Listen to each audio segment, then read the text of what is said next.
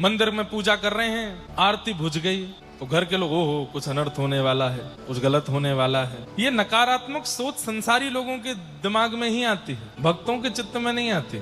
भक्त के चित्त में क्या आता है, जैसे हम आरती करते हैं, अगर आरती बुझ जाए, जैसे आरती कभी हवा लग के या कोई एसी चल गया, फैन चल गया, कहीं से कुछ बुझ जाए तो मन में क्या, और मूल बात भी यही है, क्यों बुझती है? ठाकुर जी कुछ संकेत कर रहे हैं कि अभी मेरो पेट भरो ना है, तेने भोग पहले ही उठाए लियो, मुंह को भूख लगी है, न एक और पवा। आरती करके फिर ते भोग लगाए थे, एक भाव। दूसरा भाव, ठाकुर जी का श्रृंगार किया है लेकिन वो श्रृंगार ठाकुर जी को चुभ रहा होगा, वो इतना प्रिय नहीं लग रहा है। हम लोगों को तो केवल सजाने से मतलब होता है, ये तो मतलब ही नहीं होता कि ठाकुर जी को प्रिय लग रहा है कि नहीं, उनको चुभ तो नहीं रहा।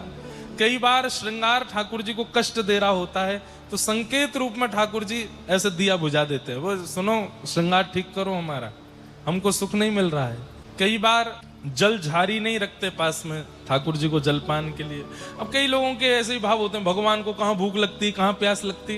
प्रेम लक्षणा भक्ति करते हैं तो हर व्यवहार ठाकुर जी के साथ में होता है, और प्रेम लक्षण भक्ति नहीं है तो फिर ठाकुर जी परमात्मा है, ना उनको भूख लगती, ना उनको प्यास लगती, ना उनको नींद आती, ना वो सोते, ना वो जागते, ना वो हंसते।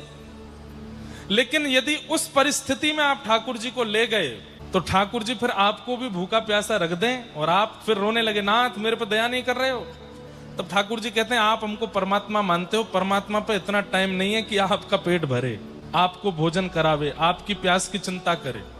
जब तुम मुझे परमात्मा मानते हो, ना खाने, ना पीने, ना सोने, ना किसी व्यवहार वाला समझते हो, तो फिर मेरे पास इतना समय भी नहीं कि मैं तुम्हारी चिंता करूं, पूरा ब्रह्मांड है मेरे पास। तो इसलिए ये प्रेम लक्षण की भक्ति है कि हम ठाकुर जी को पवावें, हम ठाकुर जी को सुलावें, हम ठाकुर जी को खिलावें। आवश्यकता नहीं है उनको, लेकिन ये हमारा प्रेम है, हम करावें।